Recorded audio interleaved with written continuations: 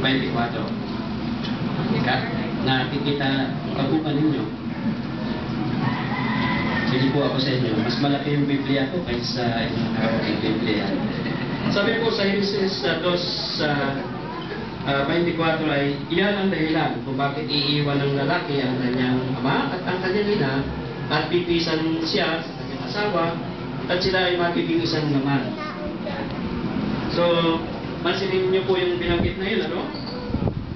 Na sa diwa na sinabi ay pipisan at sila ay magiging isang naman. Ang kasal, pinagsama ng Diyos na Jehova ay nabibigkis sa bisa ng kasal.